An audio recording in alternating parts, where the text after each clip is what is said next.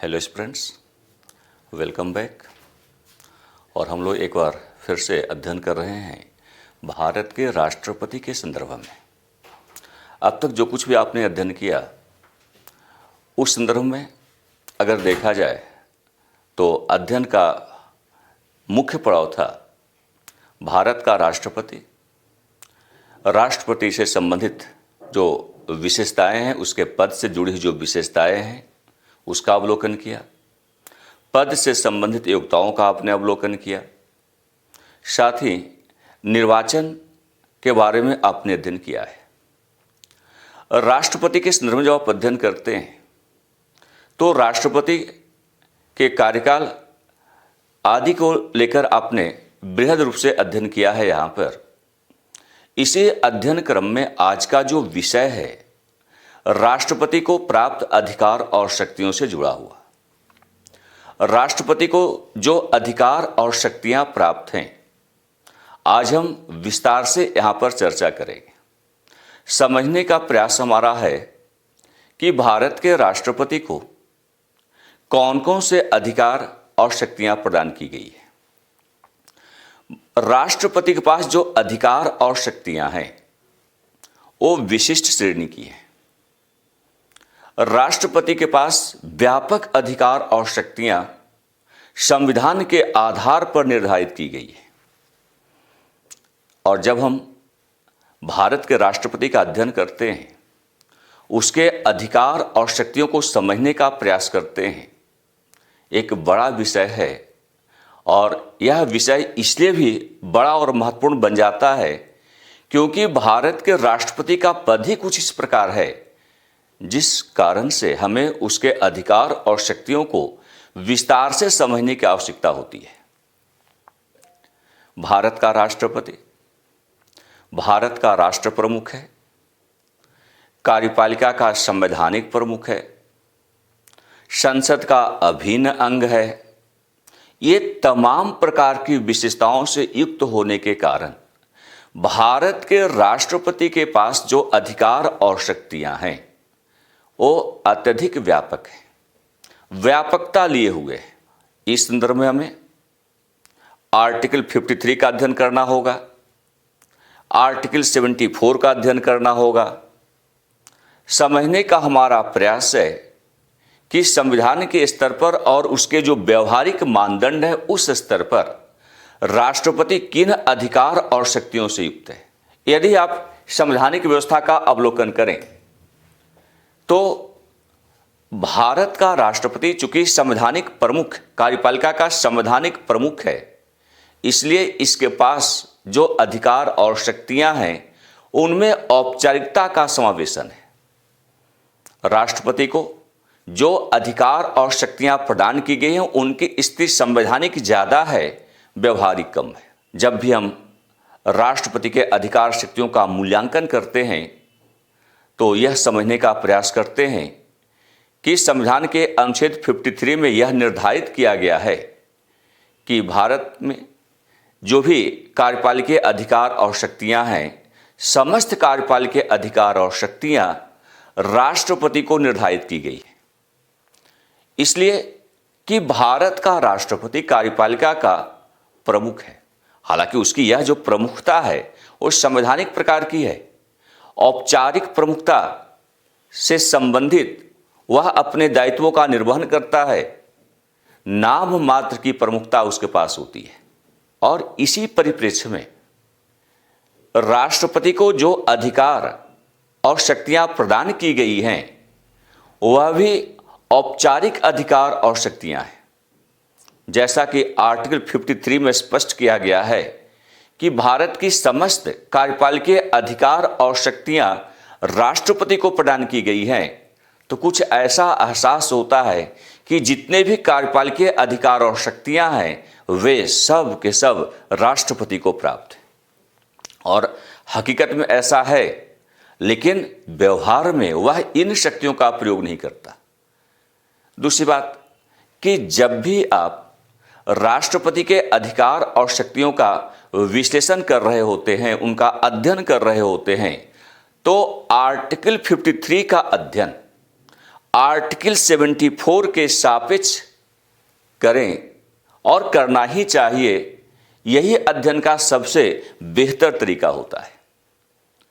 तो आर्टिकल 53 राष्ट्रपति को कार्यपालिकीय अधिकार और शक्तियों से युक्त बनाता है, परंतु जब हम आर्टिकल 74 का अध्ययन करते हैं तो आर्टिकल 74 में यह निर्धारित किया गया है कि राष्ट्रपति को जो भी कार्यपालिकीय अधिकार और शक्तियां प्राप्त हैं उनका वह स्वयं प्रयोग नहीं करेगा, बल्कि अपने अधीनस्थ के माध्यम से इन शक्तियों का प्रयोग करने का अधिकार राष्ट्रपति के पास होगा। तो आर्टिकल 53 जहां राष्ट्रपति को अधिकार संपन्न बनाता है, आर्टिकल 74 उसके प्रयोग की दिशा को निर्धारित कर देता है। तो आर्टिकल 74 के आधार पर राष्ट्रपति आर्टिकल 53 से संबंधित कार्यपालिकीय अधिकार शक्तियों का प्रयोग स्वयं नहीं बल्कि अपने अधीनस्थों के माध्यम से करता है, अपने अधीनस्थ अधिकारी के माध्यम से करता है। और उसका अधीनस्थ अधिकारी से यहाँ जो आशय है वह भारत के प्रधानमंत्री से है, उसके मंत्रिपरिषद से है। यानी आर्टिकल 74 के जो प्रावधान हैं उसका यह स्पष्टीकरण है कि राष्ट्रपति अपने कार्यपालिकीय अधिकार और शक्तियों का प्रयोग प्रधानमंत्री और उसके मंत्रिपरिषद के माध्यम से करता है। साथ ही जैसा कि हमने कहा कि भारत का राष्ट्रपति भारत का राष्ट्राध्यक्ष है, देश का राष्ट्र प्रमुख है, और यही कारण है, और अकॉर्डिंग टू आर्टिकल 53 उसके पास सभी प्रकार के कार्यपालिकीय अधिकार और शक्तियां भी निर्धारित हैं। यही कारण है कि भारत में शासन से संबंधित जितने भी कार्य हैं वे सब के सब भारत के राष्ट्रपति के नाम से संचालित किए जाते हैं। जितने भी कार्यपालिकीय प्रकार के कार्य होंगे, शासन से जुड़े हुए जितने भी कार्य होंगे, वे सब के सब राष्ट्रपति के नाम से ही संचालित होते हैं। ये कार्य आंतरिक प्रकार के हो सकते हैं या ये कार्य बाह्य प्रकार के हो सकते हैं। आंतरिक प्रशासन का संचालन हो या हमें वैदेशिक संबंधों का निर्धारण करना हो, अंतर्राष्ट्रीय संधियां आयोजित करनी हो, समझौते करने की आवश्यकता हो, तो जितने भी अंतर्राष्ट्रीय संधियां समझौते होते हैं वे सब के सब भारत के राष्ट्रपति के नाम से ही संपन्न किए जाते हैं। तो कहने का आशय कि राष्ट्रपति अपने समस्त कार्यों, शक्तियों एवं अधिकारों के प्रयोग करने की दिशा में स्वतंत्र है। जितने भी अधिकार, शक्तियां और उन सब का प्रयोग करने की जो स्थिति है, इस संदर्भ में राष्ट्रपति को स्वतंत्रता प्रदान की गई है। बावजूद जब हम आर्टिकल 74 का अध्ययन करते हैं तो निसंदेह आप कह सकते हैं कि राष्ट्रपति के पास जो अधिकार शक्तियां हैं उनका वह वास्तविक प्रयोगकर्ता नहीं है, बल्कि उसका वास्तविक संदर्भ में प्रयोग करने का अधिकार प्रधानमंत्री के पास है, उसके मंत्रिपरिषद के पास है। तो इन तमाम बातों के आधार पर आप राष्ट्रपति के अधिकार एवं शक्तियों का विश्लेषण करते हैं। तो यहाँ पर आप देख सकते हैं आर्टिकल 53 में कहा गया है कि राष्ट्रपति को भारत की समस्त कार्यपालिकीय अधिकार एवं शक्तियां प्राप्त हैं, और इसी के सापेक्ष आर्टिकल 74 को समझना होगा कि अनुच्छेद 74 के अनुसार राष्ट्रपति अपने समस्त अधिकारों एवं शक्तियों का प्रयोग अपने अधीनस्थ के माध्यम से करता है।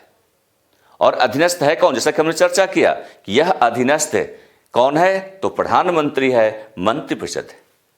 तो इन दोनों के माध्यम से प्रधानमंत्री जो कि मंत्रिपरिषद का नेतृत्व करता होता है और संपूर्ण मंत्रिपरिषद के माध्यम से राष्ट्रपति कार्यपालिकीय अधिकार और शक्तियों का प्रयोग करता है।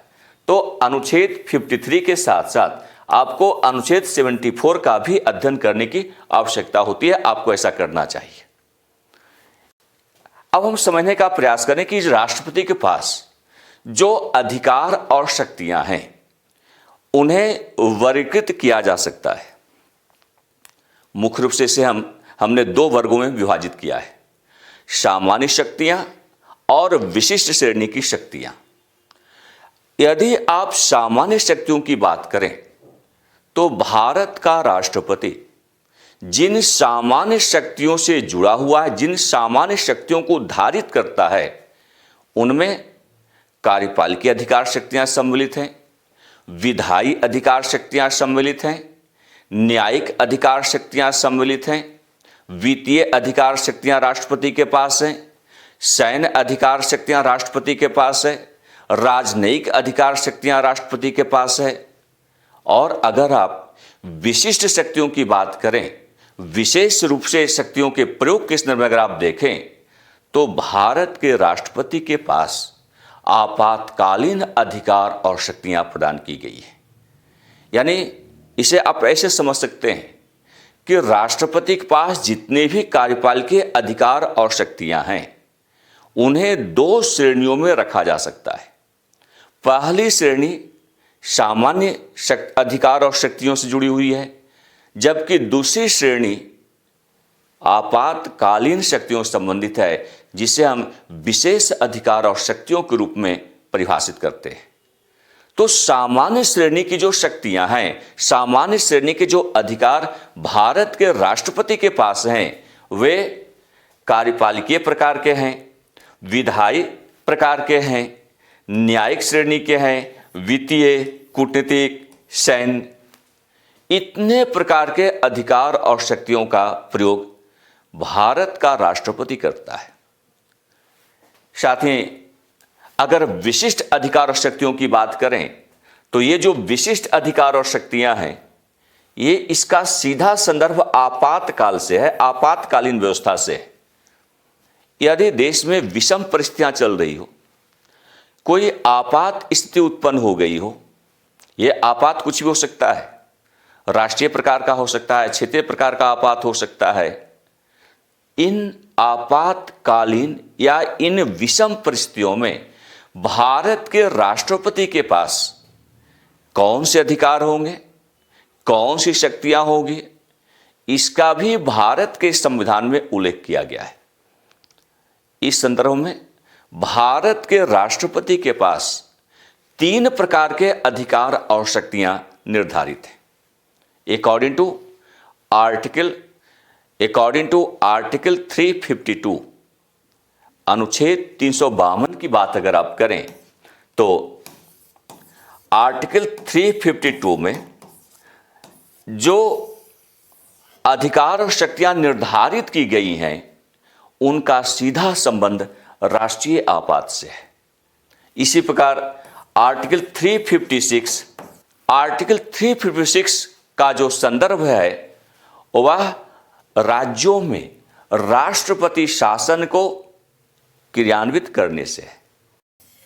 किसी भी राज्य में कानून का, विधि का, सामान्य प्रशासन का संचालन संविधान सम्मत आधार पर करना संभव नहीं रह गया हो, तो निसंदेह भारत का राष्ट्रपति अनुच्छेद 356 का प्रयोग करते हुए किसी भी राज्य में जहां पर ऐसी आपात स्थिति उत्पन्न हो गई है, राष्ट्रपति शासन को लागू कर सकता है।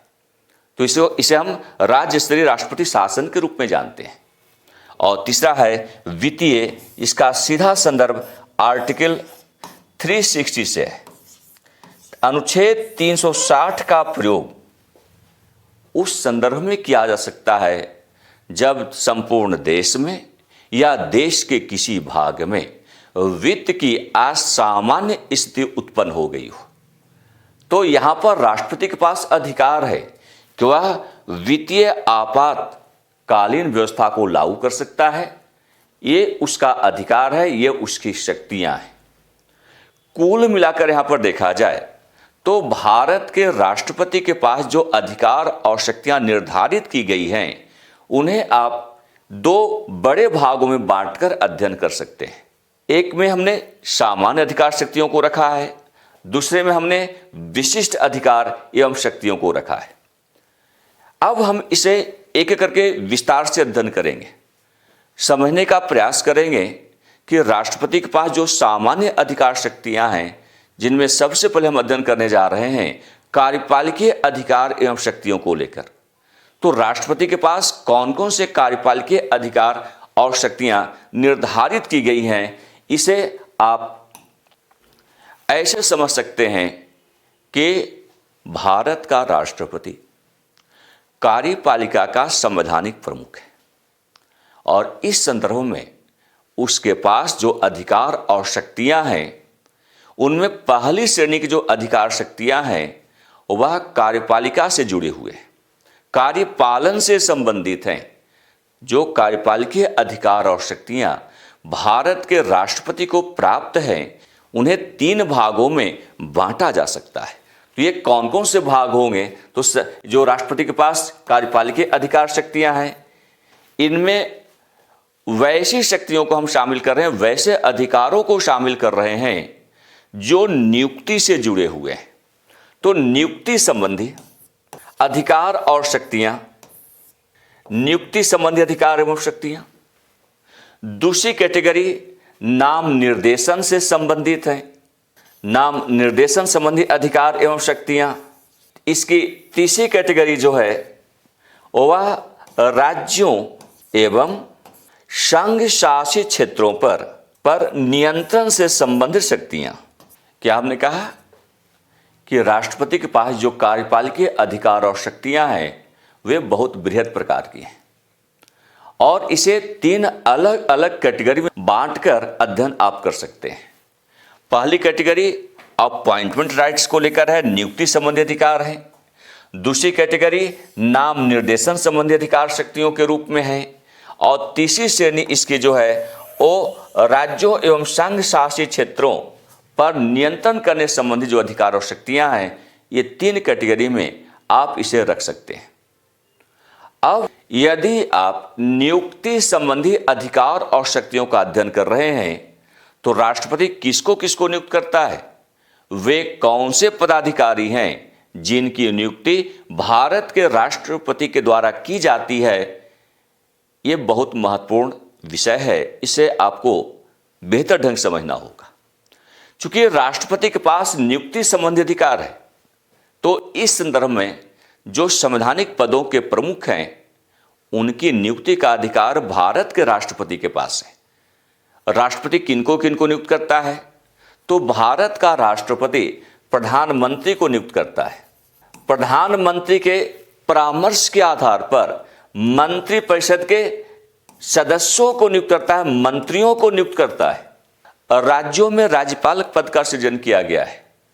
सभी राज्यों के राज्यपालों की नियुक्ति भारत के राष्ट्रपति के द्वारा की जाती है और यहां तक कि जो संघ शासित क्षेत्र हैं, उन संघ शासित क्षेत्रों के प्रशासकों को नियुक्त करना हो या आयुक्त को नियुक्त करना हो या उपराज्यपाल को नियुक्त करना हो, तो ऐसी नियुक्तियां भारत के राष्ट्रपति के द्वारा की जाती है और ऐसी नियुक्ति राष्ट्रपति के द्वारा कार्यपालिकीय अधिकार एवं शक्तियों के तहत की जाती है।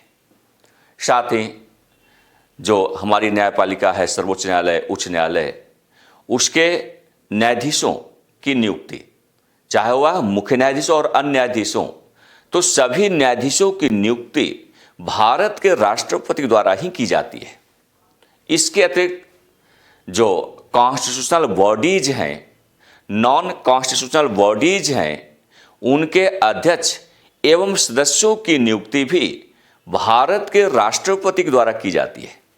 तो इस संदर्भ में भारत का राष्ट्रपति किसको किसको नियुक्त करता है, किन किन पदों पर नियुक्ति करने का अधिकार रखता है, तो जो भारत के संविधान के स्तर पर शेड्यूल कास्ट से जुड़े हुए आयोग हैं, अनुसूचित जाति आयोग, अनुसूचित जनजाति आयोग, पिछड़ा वर्ग आयोग, राष्ट्रीय मानवाधिकार आयोग, राष्ट्रीय महिला आयोग, अल्पसंख्यक आयोग, निर्वाचन आयोग, वित्त आयोग, इनके अध्यक्ष एवं सदस्यों की नियुक्ति भारत के राष्ट्रपति द्वारा की जाती है। साथ ही अगर आप आर्टिकल 76 की बात करें तो महान्यायवादी पद का सृजन किया गया केंद्र के स्तर पर, संघ के स्तर पर। भारत के महान्यायवादी की नियुक्ति भी राष्ट्रपति के द्वारा की जाती है। जो संघ लोक सेवा आयोग है और संयुक्त राज्य लोक सेवा आयोग है, उसके अध्यक्ष एवं सदस्यों की नियुक्ति का अधिकार राष्ट्रपति के पास है। राष्ट्रीय मानवाधिकार आयोग हो, राष्ट्रीय महिला आयोग की बात आप करें, उसके भी अध्यक्ष एवं सदस्यों की नियुक्ति भारत के राष्ट्रपति के द्वारा की जाती है। यानी नियुक्ति संबंधी अधिकार बहुत बृहद श्रेणी का अधिकार है और इसका प्रयोग भारत के राष्ट्रपति के द्वारा किया जाता है। तो जितने भी संवैधानिक पदों पर नियुक्तियां की जाती हैं, ऐसी नियुक्ति राष्ट्रपति के द्वारा की जाती है। तो ये राष्ट्रपति का नियुक्ति संबंधी अधिकार और शक्तियां हैं। अब यदि हम नाम निर्देशन संबंधी अधिकार की बात करें, नॉमिनेशन राइट की बात करें, तो भारत का राष्ट्रपति राज्यसभा में अधिकतम 12 सदस्यों को मनोनीत करता है। ऐसे सदस्य के रूप में जो साहित्य, कला, विज्ञान, समाज सेवा आदि के क्षेत्र में विशिष्ट कार्य किए हैं। यानी इन क्षेत्रों में विशिष्ट कार्य करने वाले व्यक्तित्वों को राज्यसभा में राष्ट्रपति के द्वारा मनोनीत किया जा सकता है। ये सदस्य राज्यसभा में मनोनीत श्रेणी के सदस्य के रूप में सम्मिलित होते हैं। इसके अगर आप 2019 के पहले की बात करें, 2019 में आपने 104वां संविधान संशोधन अधिनियम संसद से पारित करवाया है। 104वां संविधान संशोधन अधिनियम 2019 से पहले, उसके क्रियान्वयन से पहले की बात करें तो राष्ट्रपति लोकसभा में अनुच्छेद 331 का प्रयोग करते हुए आंग्ल भारतीय समुदाय के अधिकतम 2 सदस्यों को मनोनीत कर सकता था। यदि राष्ट्रपति को यह एहसास हो गया होता कि इस समुदाय का उचित प्रतिनिधित्व लोकसभा में प्राप्त नहीं हुआ है, लेकिन 2019 में हमारी संसद ने 104वां संविधान संशोधन को प्रतिस्थापित किया है और उस आधार पर अब आंग्ल भारतीय समुदाय को जो राजनीतिक आरक्षण लोकसभा में उपलब्ध था वो समाप्त हो चुका है। इसलिए अब लोकसभा में कोई भी सदस्य, किसी भी समुदाय का कोई भी सदस्य मनोनीत होकर पदस्थापित नहीं हो सकता, सदस्यता को प्राप्त नहीं कर सकता है। यानी लोकसभा के सारे सदस्य केवल और केवल निर्वाचित श्रेणी के सदस्य होते हैं, जबकि राज्यसभा में निर्वाचित सदस्यों की संख्या 233 होती है। 12 सदस्य मनोनीत प्रकार के होते हैं जिनका मनोनयन राष्ट्रपति द्वारा किया जाता है। तो यहां पर जो कैटेगरी आप देख रहे हैं मनोनयन के संदर्भ में, राष्ट्रपति के पास यह अधिकार है कि वह राज्यसभा में अधिकतम 12 सदस्यों को मनोनीत कर सकता है। यह उसका मनोनयन संबंधी अधिकार और शक्तियां हैं। इसी प्रकार राष्ट्रपति का जो कार्यपालकीय अधिकार शक्तियां हैं, उसके तहत वह राज्य, जितने भी भारत में राज्य हैं और संघ शासित क्षेत्र हैं, तो राज्यों एवं संघ शासित क्षेत्रों के ऊपर नियंत्रण को स्थापित करने का अधिकार भी भारत के राष्ट्रपति के पास है। तो आपने भी अध्ययन किया कि राष्ट्रपति के पास जो कार्यपालकीय अधिकार और शक्तियां हैं वो किस रूप में हैं, किस आधार पर इन शक्तियों का प्रयोग संभव होता है, इन तमाम बातों के बारे में अपने अध्ययन किया। हम लोग अब अध्ययन करेंगे राष्ट्रपति को जो विधायी अधिकार और शक्तियां हैं उस संदर्भ में। अब जैसा कि आप यहां पर नाम से देख सकते हैं, विधायी अधिकार है, यानी वैसा अधिकार जिसके आधार पर विधि का निर्माण हो सके। चूंकि भारत का राष्ट्रपति संसद का अभिन्न अंग है, इस वजह से उसके पास विधायी अधिकार प्राप्त है। यानी कानून का निर्माण करना हो तो यहां पर भी राष्ट्रपति के शक्तियों का अवलोकन करने की आवश्यकता होती है। राष्ट्रपति के पास जो विधायी अधिकार और शक्तियां हैं वह भी व्यापक रूप में स्थापित है। राष्ट्रपति इन अधिकारों का प्रयोग करते हुए, इन शक्तियों का प्रयोग करते हुए संसद के सत्र को आहूत कर सकता है। जब भी संसद का बैठक बुलाना हो, उसके सत्र को आयोजित करना हो, तो संसद के सत्र को आयोजित करने की घोषणा भारत के राष्ट्रपति द्वारा की जाती है। तो राष्ट्रपति संसद के सत्र को आहूत करता है। इसके अलावा जब संसद की बैठकें संपन्न हो जाती हैं, सत्र को समाप्त करना होता है, तो इसके समापन की घोषणा भी भारत के राष्ट्रपति द्वारा की जाती है। साथ ही भारत का राष्ट्रपति संसद के दोनों सदनों के द्वारा पारित विधेयक पर अपनी अंतिम सहमति देकर उसे अधिनियमित करता है। कहने का हमारा आशय है कि लोकसभा और राज्यसभा ने किसी प्रस्ताव पर विचार किया, प्रस्ताव को पारित किया, और वह तब तक कानून के रूप में परिवर्तित नहीं हो सकता है, तब तक उसके आधार पर संविधान में संशोधन नहीं किया सकता है, तब तक किसी नई विधि का निर्माण नहीं हो सकता है, जब तक कि राष्ट्रपति उस पर अपनी सहमति प्रदान नहीं कर देता। तो विधि का निर्माण करने में भारत के राष्ट्रपति को विशिष्ट अधिकार प्राप्त है। यानी जो हमारी विधायिका है, जब विधायिका किसी प्रस्ताव पर विचार करती है, उसे पारित करती है, उसे कानून में परिवर्तित करने का अधिकार अंतिम तौर पर राष्ट्रपति के पास होता है। तो राष्ट्रपति की सहमति से ही नए कानून का निर्माण का मार्ग प्रशस्त होता है, नए कानून का निर्धारण करना संभव होता है। तो चाहे विधि का निर्माण करना हो, तो यहां पर भी हम क्या देख रहे हैं कि राष्ट्रपति के पास से बड़ा अधिकार है। तो यहां हम लिख सकते हैं विधि का निर्माण। इसी प्रकार संविधान संशोधन कोई विधेयक हो, संसद के दोनों सदनों द्वारा पारित किया गया हो, तब तक संविधान में संशोधन संभव नहीं होगा जब तक राष्ट्रपति उस पर अपनी सहमति प्रदान नहीं कर देता।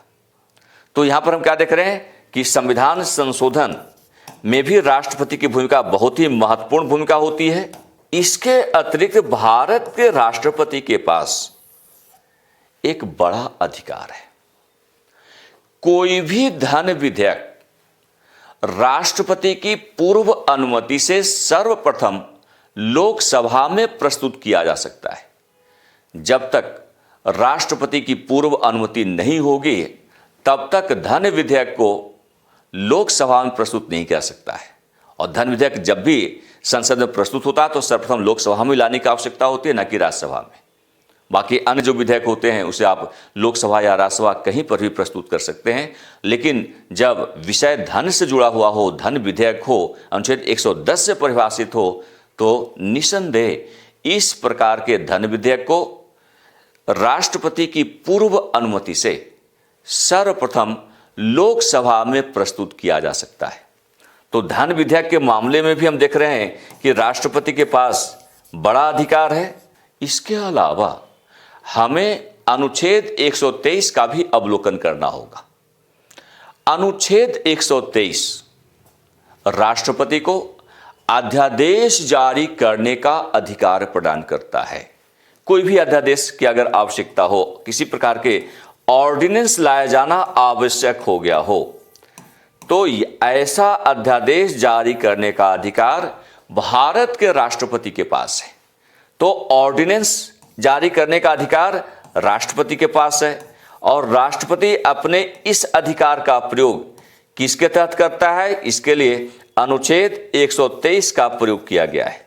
अनुच्छेद 123 के तहत भारत का राष्ट्रपति जब संसद का विश्रांति काल चल रहा हो, संसद का सत्र नहीं चल रहा हो, चूंकि कानून बनाने का अधिकार संसद के पास है, लेकिन मैं उस परिस्थिति की बात कर रहा हूं जब सत्रावसान हो गया है, संसद का सत्र नहीं चल रहा है, संसद की बैठकें आयोजित नहीं हो रही है, ऐसे में यदि किसी नए कानून की आवश्यकता हो तो हम इंतजार नहीं करेंगे कि संसद का सत्र पहले बुलाया जाए, बैठकें आरंभ की जाए, तब उसमें प्रक्रिया का प्रयोग करते हुए कानून का निर्धारण किया जाए।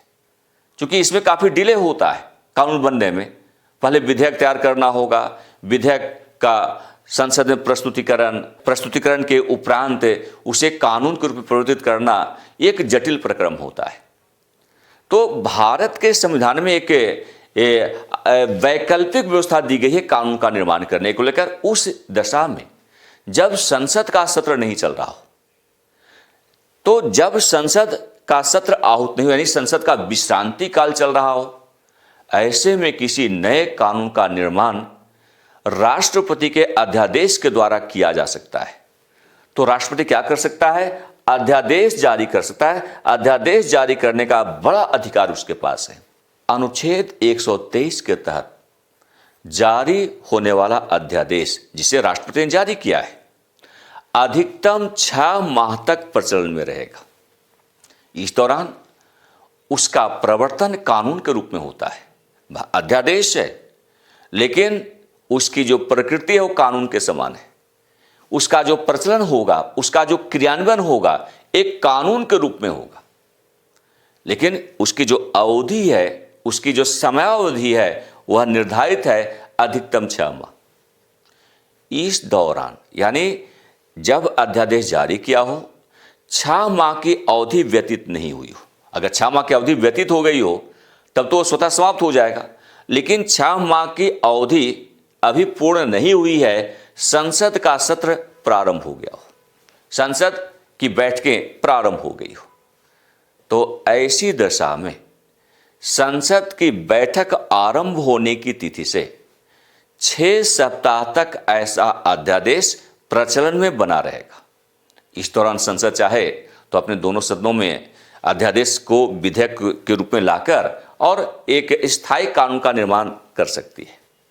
और यदि 6 सप्ताह तक संसद ने संबंधित अध्यादेश पर विचार ही नहीं किया हो, तो 6 सप्ताह की समाप्ति के साथ ही ऐसा अध्यादेश स्वतः समाप्त हो जाएगा। यानी राष्ट्रपति ने अध्यादेश जारी किया, अध्यादेश जारी करने की तिथि से 6 माह तक वह प्रचलन में रहेगा। इससे पहले 6 माह के अंदर कभी भी किसी भी वक्त हो सकता है कि अध्यादेश आज जारी किया गया, 2 दिन बाद संसद की बैठक प्रारंभ हो गई, तो बैठक प्रारंभ होने की तिथि से केवल 6 सप्ताह तक ही अध्यादेश का प्रचलन संभव होगा, अध्यादेश बना रहेगा। इन 6 सप्ताह के अंदर संसद चाहे तो उस पर विचार करते हुए कानून का निर्माण कर दे, तो वो स्थायी कानून का रूप ले लेगा। और यदि कल्पना कीजिए, यदि संसद ने संबंधित अध्यादेश पर 6 सप्ताह के अंदर विचार नहीं किया, तो अब 6 सप्ताह की समाप्ति के साथ ही अध्यादेश भी समाप्त हो जाएगा, स्वतः समाप्त हो जाएगा। इसको वापस लेने की आवश्यकता नहीं होगी, समाप्त घोषित करने की आवश्यकता नहीं होगी। तो यह अवधि होती है किसी अध्यादेश के प्रचलन में बने रहने का। और यहाँ से प्रश्न पूछा जाता है, यूपीएससी में पूछा जाता है, बाकी जो वनडे टाइप के जो एग्जामिनेशंस होते हैं, तो वहाँ पर भी इस प्रकार के प्रश्न आप सबसे पूछे जाते हैं। तो ध्यान देना होगा कि ऐसे प्रश्नों का उत्तर देने के लिए हमें इन तथ्यों से परिचित होना आवश्यक है। तो आपने अध्ययन किया विधायी अधिकार और शक्तियों के संदर्भ में, कानून निर्माण के संदर्भ में राष्ट्रपति के पास जो विधायी अधिकार है उसका आपने अवलोकन किया। अध्यादेश जारी करने का जो अधिकार है राष्ट्रपति के पास, उसका आप लोगों ने अवलोकन किया। अब हम अध्ययन करेंगे कि राष्ट्रपति के पास जो न्यायिक अधिकार और शक्तियां हैं वो किस प्रकार की हैं, किस संदर्भ में। और जब हम न्यायिक अधिकार शक्तियों की बात करते हैं तो यहाँ पर भी हम 2 भागों में बांटकर अध्ययन करें तो बेहतर होगा। तो ये जो न्यायिक अधिकार शक्तियां भारत के राष्ट्रपति के पास हैं, तो पहला तो बड़ा अधिकार है नियुक्ति के संदर्भ में। इसके पहले भी हम लोगों ने अध्ययन किया कार्यपालिक अधिकार के तहत नियुक्ति संबंधी अधिकार शक्तियां हैं इनके पास। इसके अतिरिक्त राष्ट्रपति के पास एक बहुत बड़ा अधिकार है, क्षमादान का अधिकार है। पार्डन राइट्स हैं, अपॉइंटमेंट राइट्स ऑफ द जजेज of Supreme Court and High Courts. सर्वोच्च न्यायालय और उच्च न्यायालय के न्यायाधीशों की नियुक्ति का अधिकार भारत के राष्ट्रपति के पास है। लेकिन ये नियुक्ति संबंधी जो अधिकार होते हैं वो मूल रूप से कार्यपालिक अधिकार की श्रेणी में चले जाते हैं। इसलिए न्यायिक अधिकार शक्तियां मुख्य रूप से अगर आप देखें तो क्षमादान संबंधी अधिकार और शक्तियां हैं। और क्षमादान का यह अधिकार पार्डन राइट्स जो राष्ट्रपति के पास है, ये अनुच्छेद 72 का विषय है। आर्टिकल 72 के तहत भारत के राष्ट्रपति को क्षमा दान का व्यापक अधिकार प्रदान किया गया है और इस संदर्भ में भारत का राष्ट्रपति किसी अपराधी की सजा को समाप्त घोषित कर सकता है और अपराधी की सजा का मतलब मृत्युदंड से, तो मृत्युदंड की सजा को या तो समाप्त घोषित कर सकता है या उसे परिवर्तित कर सकता है। और किसी अपराध का मतलब यह नहीं है कि कोई भी साधारण श्रेणी का अपराध हो और उसे राष्ट्रपति के द्वारा क्षमा कर दिया जाए। यहां क्षमा दान का राष्ट्रपति का जो विशिष्ट अधिकार है वह विषय अनुच्छेद 72 से जुड़ा हुआ है और 72 के तहत जो क्षमादान संबंधी अधिकार राष्ट्रपति को प्राप्त है वह वास्तव में मृत्युदंड के सापेक्ष है। तो किसी व्यक्ति को, किसी अपराधी को न्यायालय ने, सर्वोच्च न्यायालय ने मृत्युदंड की सजा सुना दी हो, भारत के राष्ट्रपति के पास यदि कोई अपील दायर की जाती है मृत्युदंड के अगेंस्ट में, मृत्युदंड को क्षमा करने के उद्देश्य से, तो भारत का राष्ट्रपति अनुच्छेद 72 के तहत इस प्रकार के मृत्युदंड की सजा को परिवर्तित कर सकता है, या तो माफ कर सकता है या उसे विलंबित कर सकता है या उसकी प्रकृति में बदलाव ला सकता है या सजा की जो तीव्रता है उसको बदल सकता है। ये तमाम प्रकार के अधिकार भारत के राष्ट्रपति के पास उपलब्ध है। यहाँ पर भारत के राष्ट्रपति के पास जो क्षमादान संबंधी अधिकार हैं इसे व्यापक आधार पर हमें समझने की आवश्यकता है। तो यहाँ पर जो क्षमादान की बात मैं कर रहा हूँ, वो जो व्यापक अधिकार हैं, जो शक्तियाँ हैं, वो कुछ इस रूप में है कि आप चाहे तो इसे 4 अलग अलग वर्गों में विभाजित कर सकते हैं। एक बड़ा ही कॉमन अधिकार शक्तियाँ क्षमादान को लेकर राष्ट्रपति के पास है और वो क्या है कि भारत का राष्ट्रपति जो अपराधी की सजा है उसको समाप्त कर सकता है, लेकिन इस प्रकार का जो समापन है उसका आशय यह नहीं लिया जा सकता है कि वह अपराधी को वाइज्जत बरी कर दिया हो, और यह भी नहीं लिया जाना चाहिए कि राष्ट्रपति यदि क्षमा कर रहा है तो इसका आशय बिल्कुल नहीं है कि वह सर्वोच्च न्यायालय के निर्णय को बदल रहा है, बल्कि इसका आधार मानवीय होता है। इसका आधार ये नहीं है कि अपराधी को दोष मुक्त घोषित कर दिया गया हो, केवल इतना भर है कि यदि मृत्युदंड की सजा दी गई है तो मानवीय आधार पर, और इसमें खासकर उसका जो पारिवारिक स्थिति है, ये तमाम चीज़ों का अवलोकन किया जाता है क्षमादान करने के संदर्भ में। तो इस आधार पर इसे समझा जा सकता है। भारत के राष्ट्रपति के पास जो क्षमादान का अधिकार है, राष्ट्रपति के पास, उसे आप ऐसे समझ सकते हैं कि राष्ट्रपति जो सर्वोच्च न्यायालय है, केंद्रीय अधिकरण है, इन तमाम अधिकरणों के द्वारा सुनाई गई सजा को वह परिवर्तित कर सकता है। अब हम ये समझेंगे कि राष्ट्रपति के पास जो क्षमादान का अधिकार है वो 4 अलग अलग वर्ग कौन से हैं, 4 अलग अलग श्रेणियां क्या है क्षमादान की। इस तरह में जो सबसे पहली जो श्रेणी है इसको हम लघुकरण कहते हैं। लघुकरण से हमारा जो आशय है वह कम्यूटेशन से है। राष्ट्रपति क्या कर सकता है, जो बड़ी सजा है उसे छोटी सजा के रूप में परिवर्तित कर सकता है, यानी बड़े दंड को कम करना, बड़े दंड को छोटे दंड के रूप में परिवर्तित करना। जैसे कोई कठोर दंड की सजा सुनाई गई हो तो उसे साधारण दंड के रूप में परिवर्तित कर सकता है भारत का राष्ट्रपति। इस प्रकार का जो अधिकार राष्ट्रपति के पास क्षमा का जो अधिकार है वह लघुकरण की श्रेणी में आता है। राष्ट्रपति ने क्या किया? बड़े दंड को छोटे दंड में परिवर्तित कर दिया। तो यहां पर जो जैसे हमने एक उदाहरण दिया कि कठोर कारावास की सजा है, उसे साधारण कारावास की सजा में राष्ट्रपति परिवर्तित कर सकता है।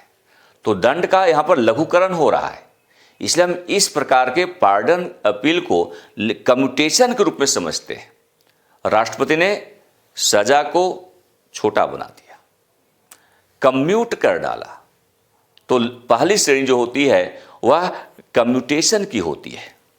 दूसरी सजा होती है परिहार करने को लेकर। परिहार, इसको हम अंग्रेजी में कहते हैं रिमिशन, परिहार।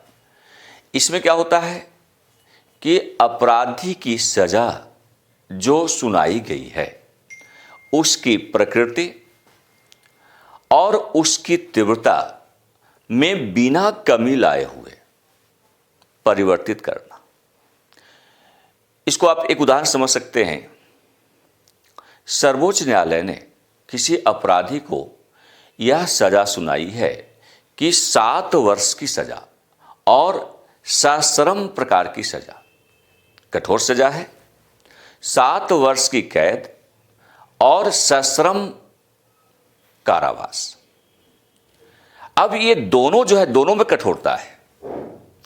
तो न तो प्रकृति में किसी प्रकार का परिवर्तन किया जाएगा, यदि रेमिशन किया जा रहा है, परिहार किया जा रहा है, तो राष्ट्रपति क्या करेगा? न तो सजा की कठोरता में कमी लाएगा और न सजा की प्रकृति में किसी प्रकार का परिवर्तन करेगा। उसे साधारण सजा में परिवर्तित नहीं करेगा, बल्कि क्या करेगा? अगर 7 वर्ष की सजा दी गई है तो उसे 3 वर्ष घोषित कर देगा।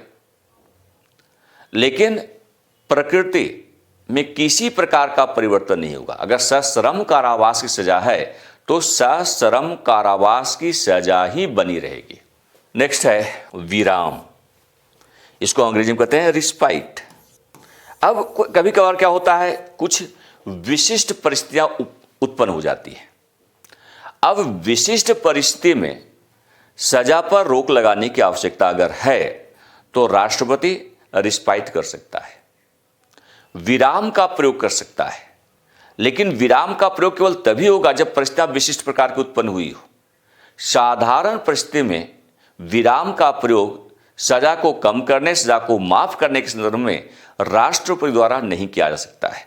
जैसे सपोज दैट, अगर इसका हम उदाहरण देखें, कोई गर्भवती महिला है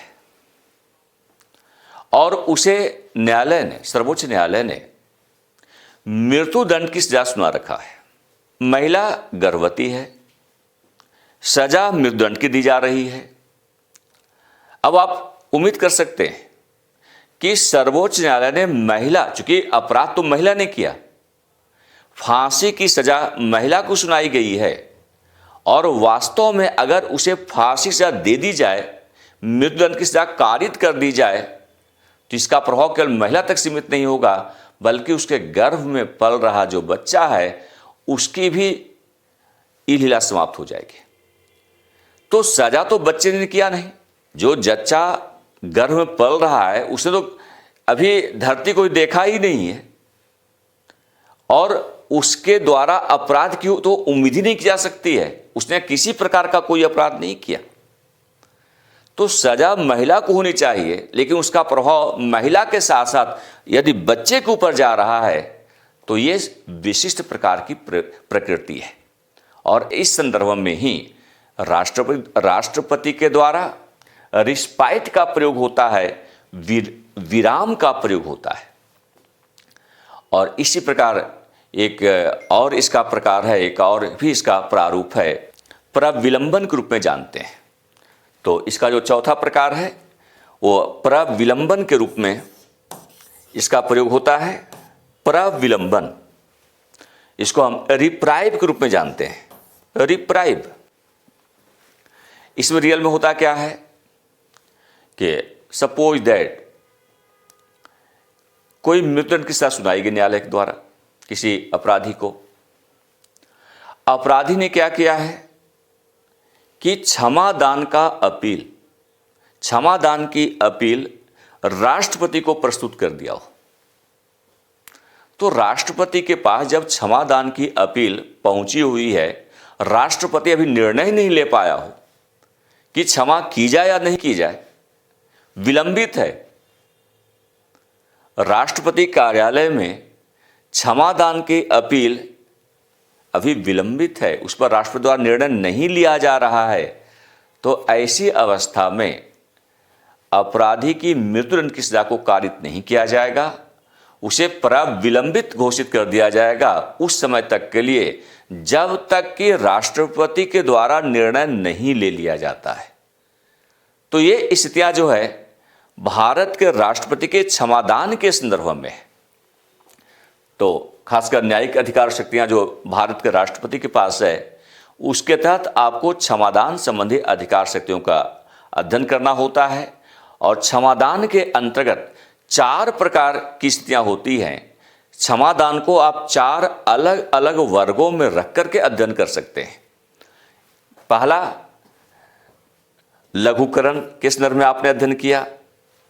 दूसरा, परिहार के रूप में आपने अध्ययन किया। तीसरा, विराम के रूप में आपने अध्ययन किया। और चौथा, प्रविलंबन के रूप में आपने अध्ययन किया। ये 4 स्थितियां भारत के राष्ट्रपति के क्षमादान के संदर्भ में प्रयोग में लाई जाती हैं।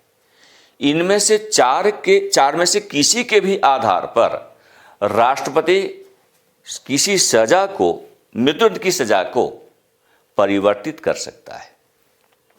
और एक बार फिर से मैं आपको समराइज कर दे रहा हूं कि अनुच्छेद 72 के तहत राष्ट्रपति के पास जो क्षमादान संबंधी अधिकार और शक्तियां हैं, यदि उसका प्रयोग करते हुए मृत्युदंड की सजा को समाप्त घोषित कर दिया गया हो, उसे विलंबित कर दिया गया हो या उसे परिवर्तित कर दिया गया हो, तो इसका आशय यह नहीं लिया जाना चाहिए कि सर्वोच्च न्यायालय ने जो सजा सुना रखा है उससे वह व्यक्ति दोष मुक्त हो चुका है, वह वरी हो चुका है।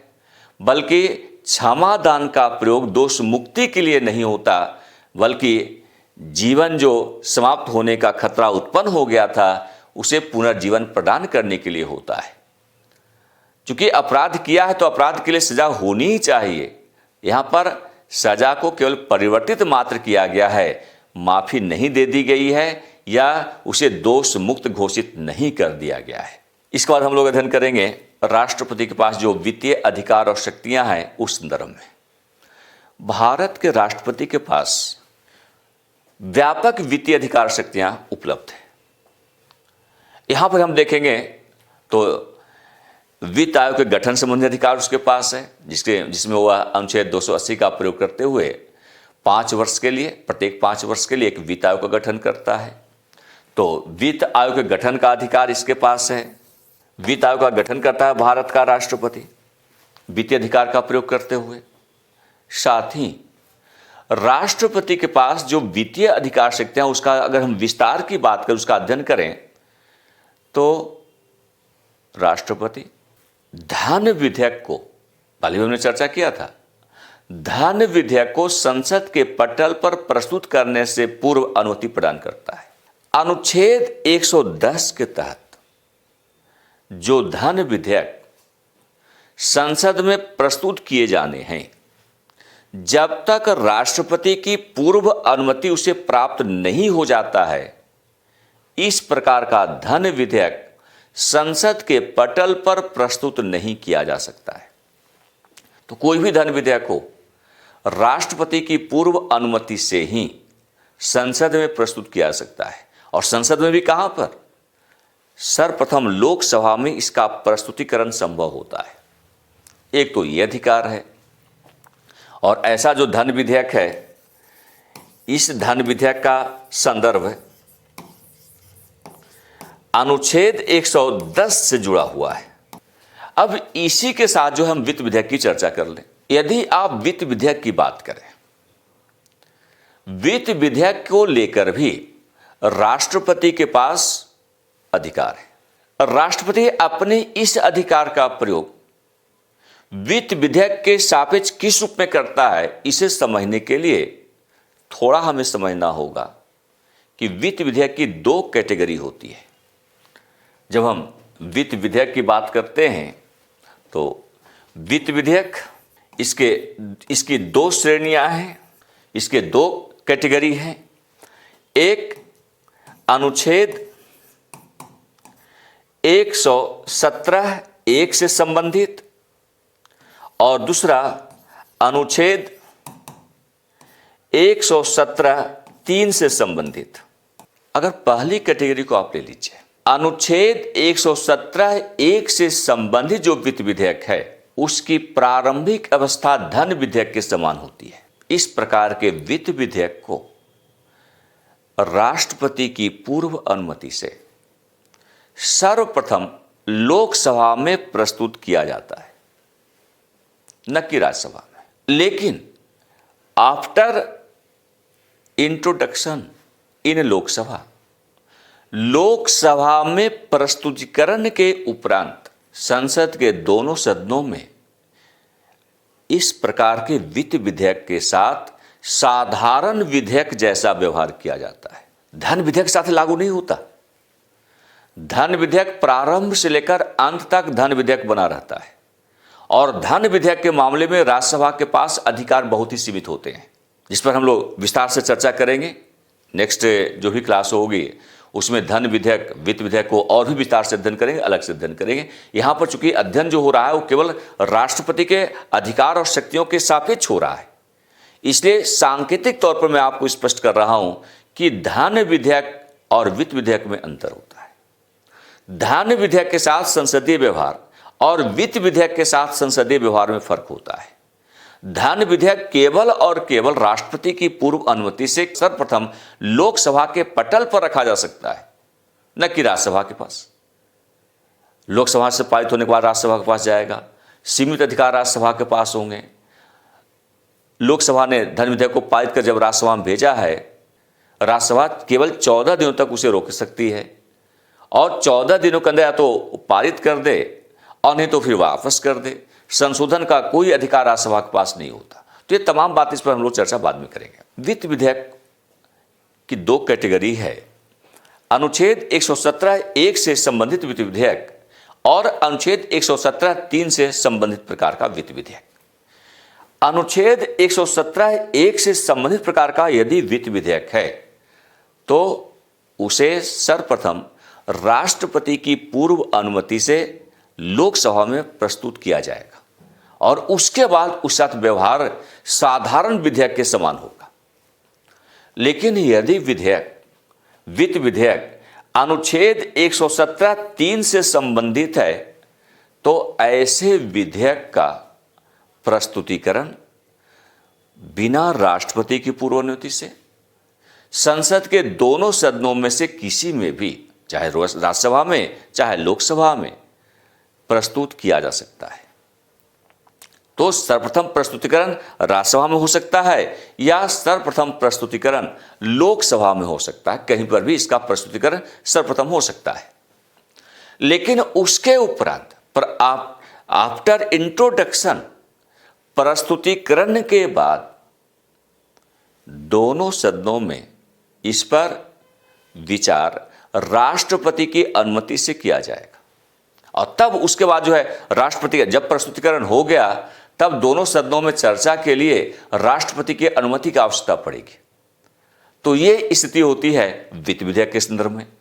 तो आपने वित्तीय अधिकार शक्तियों का अध्ययन किया और इसी प्रकार हम कूटनीतिक अधिकार और शक्तियों के बारे में चर्चा यहां पर आगे बढ़ाएंगे।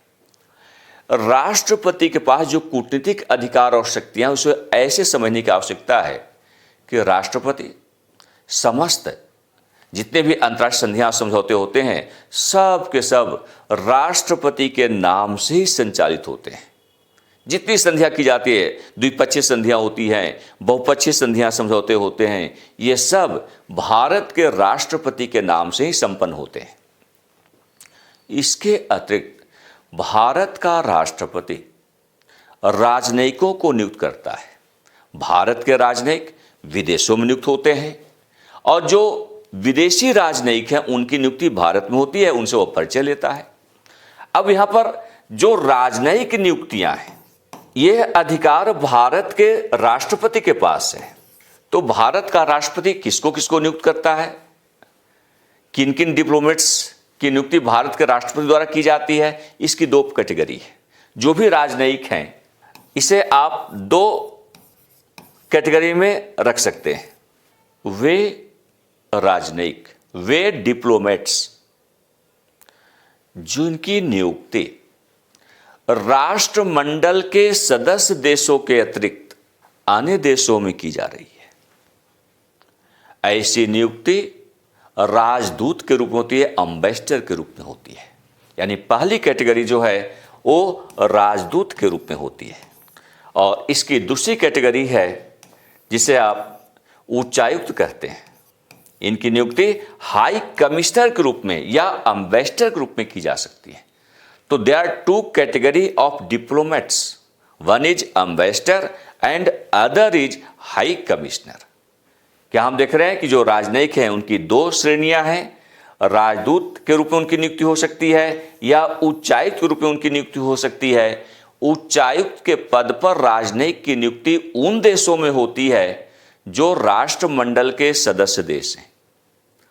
राष्ट्रमंडल के सदस्य देशों के बीच में राजनयिकों की नियुक्ति उच्चायुक्त के रूप में की जाती है, हाई कमिश्नर के रूप में की जाती है, जबकि राष्ट्रमंडल के अतिरिक्त देशों में राजनयिकों की ऐसी नियुक्ति राजदूत के रूप में की जाती है। यानी भारत का कोई राजनयिक यदि अमेरिका में नियुक्त हो रहा है या अमेरिका का कोई राजनयिक भारत में नियुक्त हो रहा है, चूंकि अमेरिका राष्ट्रमंडल का सदस्य नहीं है, कॉमनवेल्थ का वो मेंबर नहीं है, इसलिए भारत और अमेरिका के बीच राजनयिकों की नियुक्ति राजदूत के रूप में की जाती है, न कि उच्चायुक्त के रूप में। लेकिन चूंकि भारत राष्ट्रमंडल का सदस्य है, ब्रिटेन भी राष्ट्रमंडल का सदस्य है, इन दोनों देशों के बीच में राजनयिकों की नियुक्ति उच्चायुक्त के पद पर की जाती है, न कि राजदूत के पद पर। जैसे आप ब्रिटेन और इंडिया को ले लीजिए, तो ब्रिटेन और इंडिया दोनों राष्ट्रमंडल के सदस्य हैं। भारत का राजनयिक ब्रिटेन में, ब्रिटेन का राजनयिक भारत में जब नियुक्त होगा या नियुक्त किया जाता है तो ऐसी नियुक्ति उच्चायुक्त के पद पर की जाती है। तो भारत का उच्चायुक्त ब्रिटेन में और ब्रिटिश उच्चायुक्त भारत में पदस्थापित होता है। तो ये राजनयिक अधिकार हैं भारत के राष्ट्रपति के पास। हम लोग अब अध्ययन करेंगे भारत के राष्ट्रपति के पास जो सैन्य अधिकार और शक्तियां हैं, सैनिक प्रकार के मिलिट्री पावर्स जो भारत के राष्ट्रपति के पास हैं, उनका भी अवलोकन अहम है। भारत का राष्ट्रपति भारत की तीनों सेनाओं का सर्वोच्च समादेष्टा होता है। सेनाधिपति आप इसे कहते हैं। तीनों सेनाओं का प्रधान सेनापति या सेनाधिपति भारत का राष्ट्रपति होता है। तो चाहे आप तीनों सेनाओं का सेनापति कहे चाहे सेनाधिपति कहे, बात तो एक ही है। तो सेनापति कौन है? ये भारत का राष्ट्रपति होता है, या इसी को हम सर्वोच्च समादेष्टा भी कहते हैं तीनों सेनाओं का। यदि कोई युद्ध आयोजित होना हो, भारत के ऊपर बाह्याक्रमण हो गया हो, भारत सरकार किसी और पर बाह्याक्रमण करना चाहती हो, किसी प्रकार की युद्ध की घोषणा का अधिकार राष्ट्रपति के पास है, और शांति की घोषणा का अधिकार भी भारत के राष्ट्रपति के पास है। तो चाहे युद्ध को घोषित करना हो या शांति की घोषणा करना हो, ये अधिकार भारत के राष्ट्रपति के पास है। भारत का राष्ट्रपति इन अधिकारों का प्रयोग करता है। तो कुल मिलाकर देखा जाए तो भारत के राष्ट्रपति के पास जो सामान्य अधिकार और शक्तियां हैं, जिन्हें हमने कई कैटेगरी में बांट कर अध्ययन किया, कार्यपालिकी अधिकार शक्तियां, विधायी अधिकार शक्तियां, इसके अतिरिक्त आपका न्यायिक अधिकार शक्तियां, वित्तीय अधिकार शक्तियां, राजनयिक अधिकार शक्तियां, सैन्य अधिकार शक्तियां, इन सब का आपने अवलोकन यहां पर किया है, विस्तार से अध्ययन किया आप लोगों ने। इसके अतिरिक्त भारत का राष्ट्रपति कुछ विशेष परिस्थितियों के संदर्भ में भी अधिकार संपन्न है, और विशेषीकृत प्रकार के जो अधिकार हैं वो आपातकालीन व्यवस्था के सापेक्ष है। तो भारत का राष्ट्रपति जो आपातकालीन अधिकार शक्तियों से युक्त है, इसमें 3 प्रकार के अधिकार और शक्तियां परिलक्षित होती है। संवैधानिक प्रकार की स्थिति है अनुच्छेद 352, अनुच्छेद 356 और अनुच्छेद 360। ये 3 ऐसे संवैधानिक प्रावधान हैं जिसके तहत भारत के राष्ट्रपति को आपातकालीन अधिकार और शक्तियां प्राप्त है। यदि पूरे देश में या देश के किसी भाग में युद्ध की संभावना व्यक्त की जा रही हो, या युद्ध छिड़ गया हो, या सशस्त्र विद्रोह हो गया हो, तो भारत का राष्ट्रपति अनुच्छेद 352 का प्रयोग करते हुए राष्ट्रीय आपात की घोषणा कर सकता है। और इसी प्रकार यदि किसी राज्य में संवैधानिक तंत्र विफल हो गया हो, संविधान के दायरे में रहकर शासन का संचालन नहीं हो रहा हो, तो संबंधित राज्य में अनुच्छेद 356 का प्रयोग करते हुए राष्ट्रपति शासन की उद्घोषणा का अधिकार भारत के राष्ट्रपति के पास है। और इसी प्रकार जो तीसरा अधिकार, आपातकालीन अधिकार भारत के राष्ट्रपति के पास है, वह है वित्तीय आपातकालीन अधिकार शक्तियां। यदि संपूर्ण भारत में या भारत के किसी क्षेत्र में वित्त की असामान्य स्थिति उत्पन्न हो गई हो, तो इस प्रकार के असामान्य स्थिति से निपटने के लिए राष्ट्रपति अनुच्छेद 360 का प्रयोग करते हुए वित्तीय आपात की घोषणा कर सकता है। तो हम लोग जो आपातकालीन अधिकार शक्तियां भारत के राष्ट्रपति के पास निर्धारित हैं, इसके बारे में विस्तार से अध्ययन नेक्स्ट क्लास में करेंगे। तब तक के लिए आप सबको बहुत बहुत धन्यवाद।